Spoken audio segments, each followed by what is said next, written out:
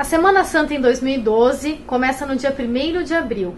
Esse importante acontecimento para os cristãos celebra a morte, paixão e ressurreição de Jesus Cristo e está cheio de significados e símbolos.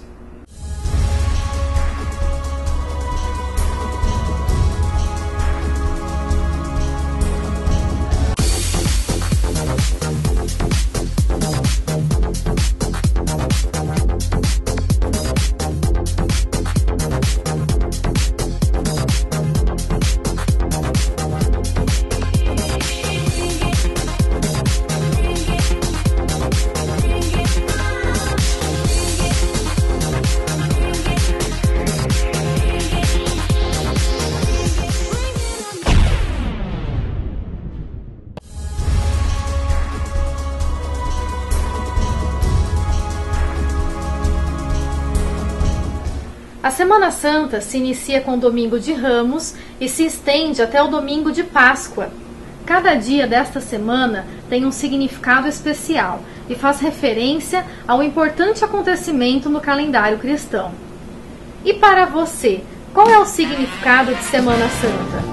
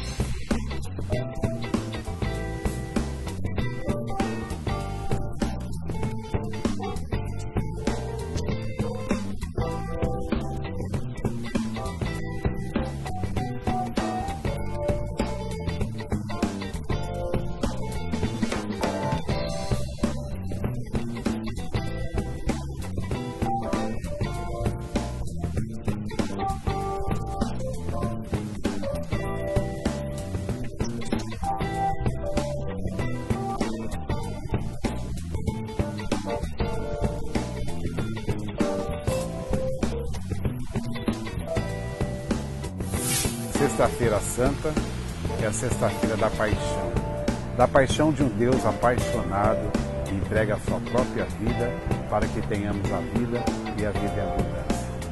Nós, católicos, cristãos, nós não comemoramos a morte de Jesus, e sim a vida que Ele dá para cada um de nós, para que possamos ter a vida e a vida em abundância. Esse Jesus que chega manso e humilde de coração, que nasce numa simplicidade, que passa a sua vida trazendo a vida, trazendo a cura, trazendo o perdão, trazendo uma vida nova, por a ingratidão dos homens, é levado à crucificação. Essa cruz que Ele leva é a cruz da nossa vida, dos nossos pecados. É a vida da falta de condições para as pessoas, as condições mínimas, as condições inclusive para que todos tenham saúde e a saúde em abundância.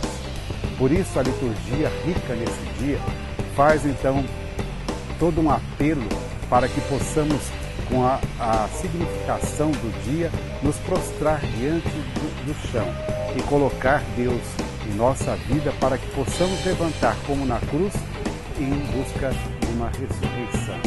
As leituras desse dia nos traz um Deus apaixonado, um Deus que faz toda uma caminhada desde o deserto para uma terra prometida, um Deus que se imola, não mais agora na salvação de um cordeiro, mas é o Cordeiro Imaculado, que é o Cordeiro, o próprio Filho de Deus.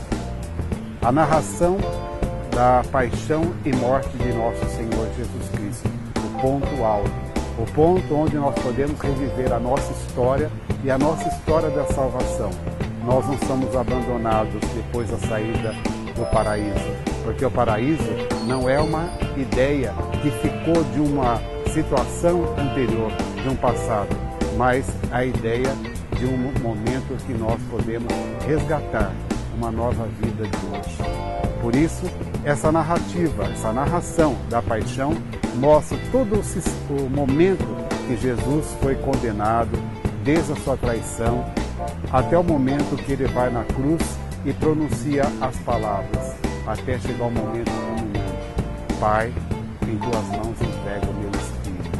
Esse Deus que se deixa apaixonadamente se entregue nas mãos dos homens, que não entenderam o que poderia ter feito de melhor, mas Ele, no seu infinito amor, Deus o acolhe, coloca no sepulcro para que depois tenhamos essa vida eterna. Então, celebrar Sexta-feira Santa é celebrar a expectativa de uma vida nova, é nos colocar diante desse Deus, nos colocar prostrados para que possamos levantar. E levantar não mais agora como servo, mas como filhos, aquele filho pródigo que volta, onde que Deus é que vai receber-nos para uma vida nova. Por isso, esse dia de hoje é um dia para podermos meditar como anda a nossa vida, como nós podemos colocar Jesus em nossa vida. E a gente deixa uma pergunta: e para você, quem é Jesus Cristo? Esse Jesus que é o caminho, Jesus que é a verdade, Jesus que é a vida. Faça da sua vida uma nova vida. Faça a sua vida a começar a ser como Jesus. Amar como Jesus, sorrir como Jesus, viver como Jesus. E caso, se alguém queira também levar você até ao fim de uma crucificação, não se incomode. Se é por Deus, você vai ressuscitar, você vai ter uma vida nova. Olhar nesse dia a cruz é acreditar, é aceitar, é vivenciar um Deus que nos ama, um Deus que nos dá vida.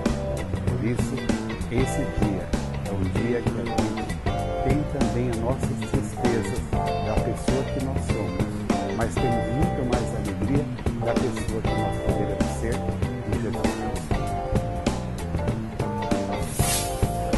Então nós vamos falar sobre o sábado de Aleluia, que conhecido popularmente como sábado de Aleluia, e é um dia muito importante dentro do tríduo pascal que nós conhecemos. Começa na quinta, no sexto e no sábado. O sábado é o dia da vigília pascal. Nós estamos na expectativa do ressuscitado. É a celebração das celebrações. Nós começamos com a bênção do fogo novo, em seguida nós temos a bênção do círio pascal, que Jesus Cristo ressuscitado significa a luz, para a humanidade. E nesse dia nós temos também a renovação das promessas do batismo, aonde nós reconhecemos que cada um de nós somos chamados através do batismo a evangelizar, a sermos missionários da palavra e da Eucaristia. A expectativa do ressuscitado traz para nós uma vida nova, uma luz nova. E depois, o domingo de Páscoa, que é o próprio dia do ressuscitado, nós comemoramos então a passagem da morte para a vida. Jesus Cristo que morre para a salvação do mundo e vive hoje no nosso meio, ressuscitado, e traz para nós uma nova caminhada de fé, uma nova esperança, uma nova vontade de viver a partir da luz que Ele traz ao mundo, que Ele é o ressuscitado.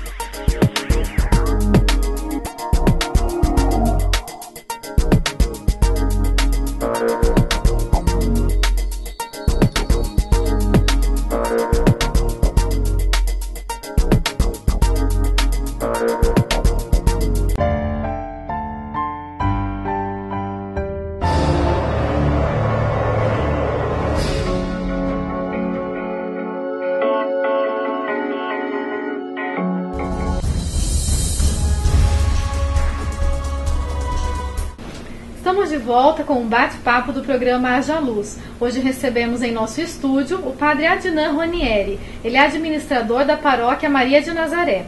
Padre, muito obrigada pela sua presença no programa de hoje.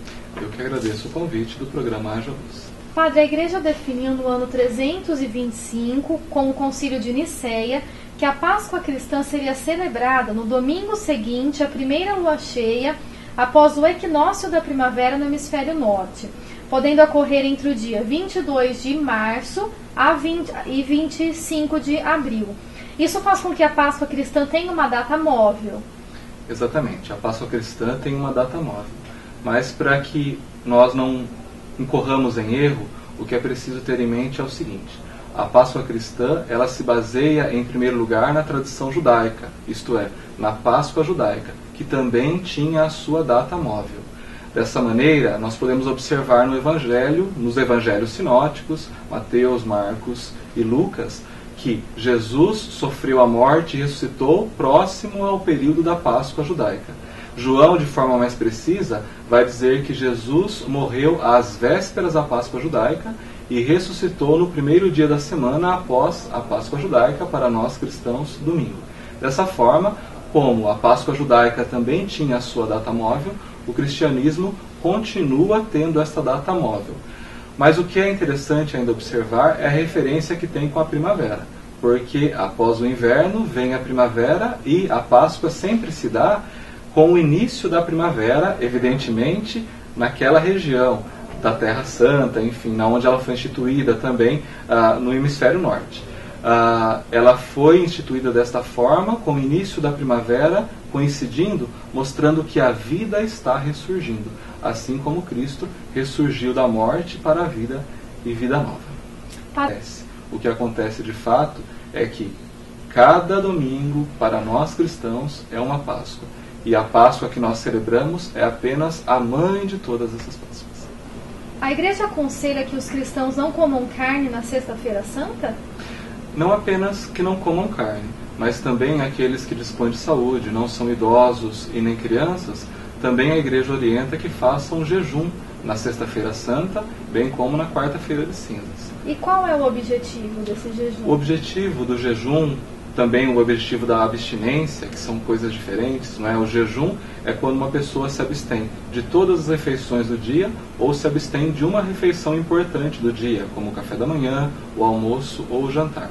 A abstinência se dá quando as pessoas se abstêm apenas de um alimento que elas gostam mais. Como algumas pessoas, por exemplo, se abstém da carne durante toda a quaresma, ou de refrigerantes, ou de doce, e assim por diante. O sentido mais profundo da abstinência e do jejum é o seguinte: tem 3 caráteres. O primeiro caráter é de domínio pessoal. Até existe uma história do padre José Quentiniche, que divulgou muito a Mãe 3 Vezes Admirável, que ele tinha um vício, ele era um chocolatra.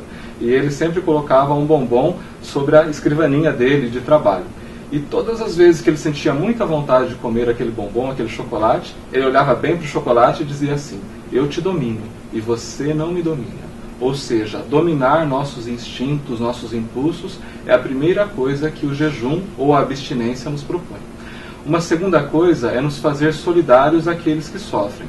Isso especialmente com o jejum, porque passando a necessidade daquele alimento, nós conseguimos entender por experiência o quanto é difícil não ter o alimento de cada dia.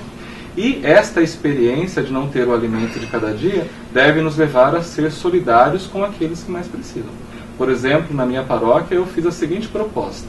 No início da quaresma, na quarta-feira de cinzas, dia de jejum então, propus que fizessem, além do jejum desses dias, quarta-feira de cinzas e sexta-feira santa, uma abstinência de algum alimento ou de alguma coisa que gostam muito, e revertessem todo o dinheiro que daria para comprar aquele produto, que revertesse todo esse dinheiro para a coleta da campanha da fraternidade. É um modo de nós nos fazermos solidários e sendo solidários de uma maneira objetiva com aqueles que mais necessitam. O que é a Vigília Pascal? A Vigília Pascal é o ápice das festas cristãs. Na realidade, todos os domingos nós celebramos a Páscoa. Para o cristão, a cada domingo é uma Páscoa.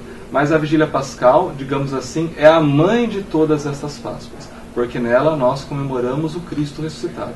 Um símbolo que deixa muito claro a ideia que quer nos transmitir a Igreja é a da preparação do Círio Pascal, aquela vela maior que é preparada com uma oração antiquíssima e depois introduzida na Igreja ainda escura. Aquela vela, ela simboliza para nós Cristo ressuscitado, que é a luz do mundo. Por isso, ao entrar na nave da igreja, por 3 vezes ela é levantada e o diácono ou padre diz: eis a luz de Cristo. Todos respondem: demos graças a Deus. E quando ele abaixa o círio, vai se acendendo pouco a pouco as velas de toda a Assembleia, mostrando assim que a luz do ressuscitado deve iluminar todos os corações. E quando na liturgia começa a se cantar o Exultate, após o círio ter sido posto no seu devido lugar, todas as luzes da igreja são acesas, mostrando que nós passamos das trevas para a luz de Cristo ressuscitado. E a Via Sacra ou a Via Crucis? Via Crucis é uma palavra latina que quer dizer caminho da cruz. Ela começou por volta do século XI ao século XIII com as cruzadas. Alguns cristãos do Ocidente iam até a Terra Santa e percorriam o caminho feito por Jesus até a crucifixão. Isso mexia de tal forma com eles interiormente que quiseram levar para sua região natal esta mesma experiência e começaram a propor que outros cristãos que não tiveram a oportunidade de ir até a Terra Santa fizessem o mesmo, fizessem a sua Via Crucis.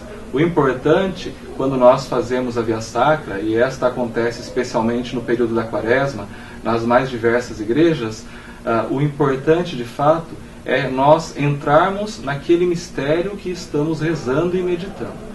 Entrar no mistério que cada estação nos propõe. Quando eu estive na Terra Santa no ano passado, nós fizemos a Via Crucis.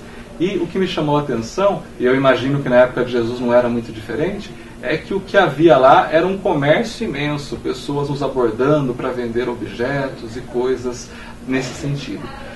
Eu imagino que na época que Jesus foi levado à cruz, como essa era a pior das condenações para os mais terríveis criminosos, uma condenação romana, quando Jesus foi levado pelo caminho da cruz, não foi diferente. A Via Crucis se deu da mesma forma. Muitos estavam indiferentes ao que aconteceu, porém alguns entraram no mistério, como por exemplo Verônica na sexta estação.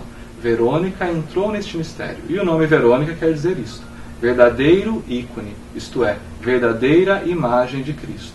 Nós nos tornamos uma verdadeira imagem de Cristo quando mergulhamos naquele mistério que estamos celebrando. Muito bem, nós vamos para um rápido intervalo e no próximo bloco tem mais, não saia daí.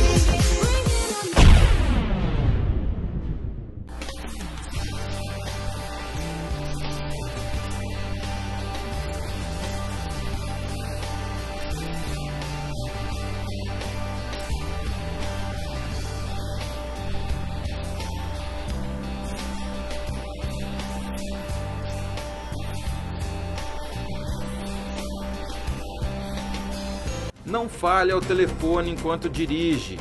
Atualmente, o telefone celular é uma das maiores causas de acidente de trânsito no país.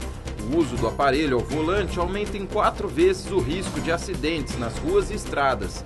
Falar ao telefone celular é infração média e acarreta em multa de R$ 85,13 e a perda de 4 pontos na carteira de motorista.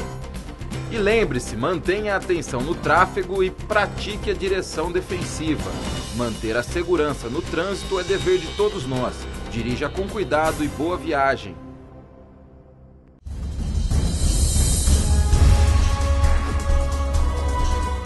Estamos de volta com o bate-papo do programa Haja Luz. Hoje recebemos em nosso estúdio o Padre Adnan e nós estamos discutindo o significado da Semana Santa.